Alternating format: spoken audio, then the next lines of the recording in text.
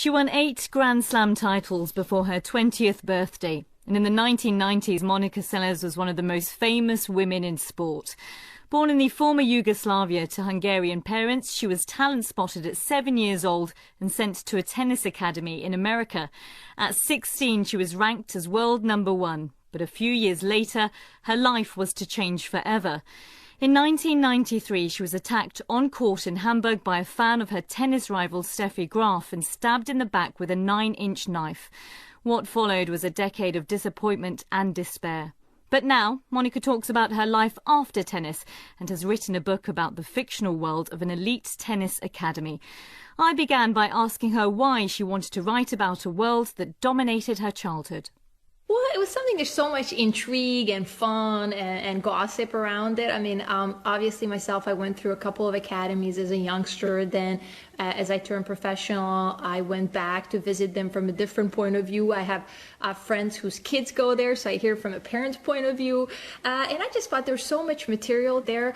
I always enjoy writing because tennis, you have so much solitude between matches, ring delays, traveling, that I always wrote down different things. And finally, when I had the nerve to show it to my agent, he just said to me, hey, maybe you really do have something there. You're not so crazy if I keep mentioning this to me. And in the novel, your heroine, Maya, she's tremendously impressed when she turns up at the academy for the first time. You must have gone through something similar when you left former Yugoslavia behind and then entered Nick Bollettieri's academy in Florida. I mean, that's a case of bright shining lights, isn't it? Oh, so much so. I mean, it's just like you go from one place to another place, which is so polar opposite. And for me, I mean, almost 20 some years later, I still remember it vividly. Just having lights on a tennis court almost 24/7. I've never seen that in my life before. Being able to play 5, 6, 7 hours a day, which back in my former country, I would have to get up at 5 a.m. to hit on a basketball court till 7 in the morning indoors because there were no indoor tennis courts. And really, it was just like hitting the lottery to me when I walked into the gates of the Nick Bollettieri Academy. And as I always said, you get in 2 ways into the academy, with talent or with a lot of money. And, in the fictional academy, I made it a little bit more glamorous and all the fluff to it. But, in the real academy, it's very cutthroat because end of the day, everybody's out there for each other's lunches. I mean, you're not there to be friends, you're there to win. But before you even get to the situation where you're walking through those doors, you're very much competing against the other people that had a natural talent in Yugoslavia. What was it about you, do you think, that made you different from other players that you grew up with? Well, I think a lot of it in the beginning, in my opinion, I think my dad was my coach early on, and he gave me a lot of great techniques. And, he always emphasized on when you step on the court, you got to be there 100%. And really every single ball I had to play, there was no out ball or no bad ball, no bad racket, because, I started from very humble beginnings. And I think through that made me always tougher. So when I did enter the world of pro tournaments, mentally and emotionally, I was very ready for that. So was it your father's love for tennis that saw you drawn into the sport? Was he a tennis player? Oh, for sure. I mean, I would not be here sitting to you today without my dad. I mean, his love for the game and his countless hours spending on the court with me really since age 7, watching videos and just being there unconditionally. I was very lucky that I had a dad who was my coach, but also was my dad. Then once we finished playing tennis, we never talked about it at the dinner table and things like that. So I realized I was very lucky because not, unfortunately, every family dynamic is like that. But at the same point, I knew my expectations. I have to perform certain level at a school to be able to play tennis. So it was always scheduled out. I never really had much free time. So I didn't have a quote unquote a normal childhood. But every day I'm very thankful for my dad, what he did for me and the discipline that he installed in me. It sounds an immense amount of pressure. Do you think that pressure is perhaps too much for a teenager to handle? It is definitely not for everybody. When parents come to me for advice, I always tell them that it surely makes you grow up much faster. There's no question there. And, there's always a percentage of kids that it does work for and a percentage that it doesn't work. And how did you manage to deal with it?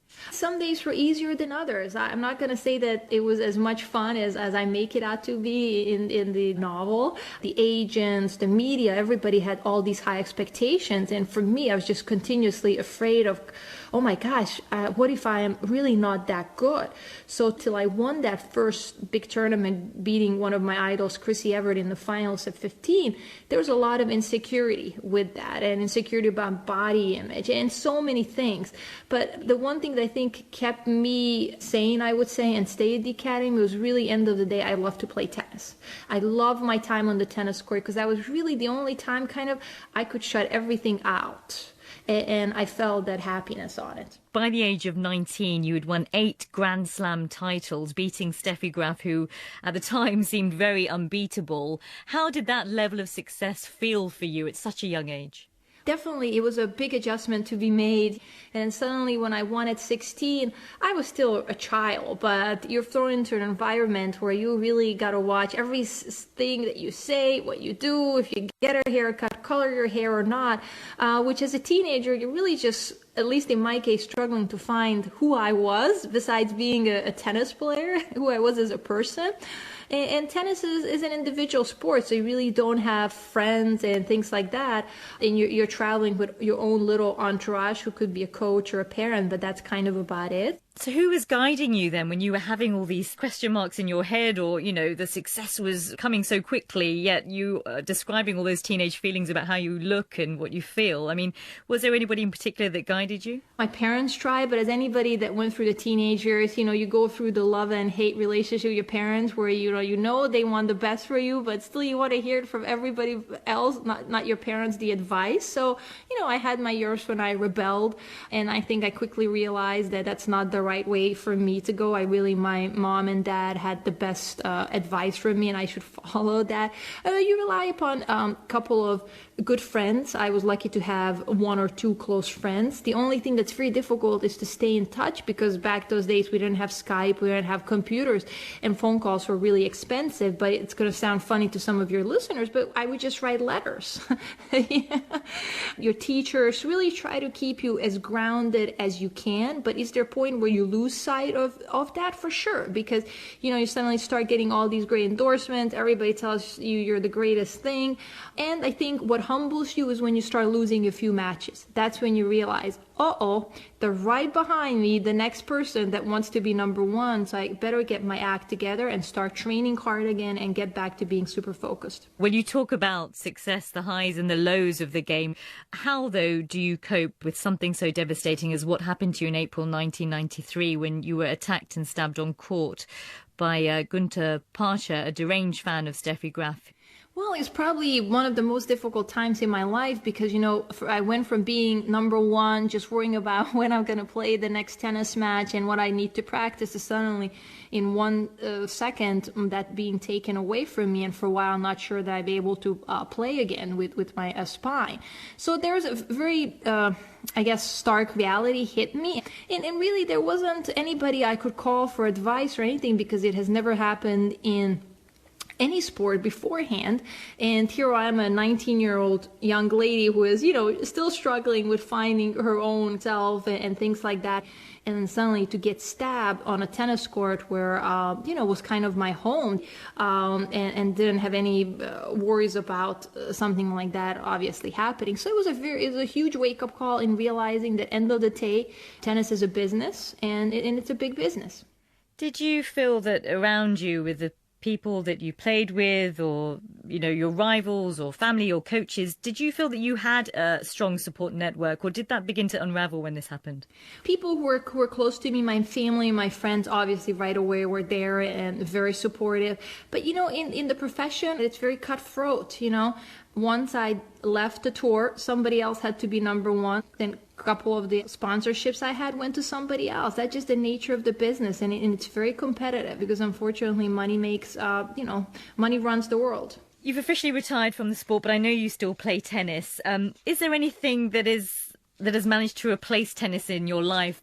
I still haven't found it. I keep trying. One thing that, after I retired, I keep trying to find a new adventure, because for me, what's difficult in tennis, you have, I call it a natural high when it's 6-all in the third set and you're just grinding it out there, and that great feeling when you win, and obviously the depressive feeling when you lose a 7-6 in the third set, and it's just really you out there. You don't have anybody else. You have no teammates. So I still haven't found quite that feeling, but I still love to play tennis, but I also enjoy participating in like team sports like basketball or soccer, because I actually do like having teammates. But in terms of a profession, I really haven't found it yet. My writing kind of came out very organically. Where that's going to go, I have no idea, but so far it's been a great ride. I'm speaking to Monica Seles. Her book is called The Academy Game On, and you can see a photo of her on our Facebook page.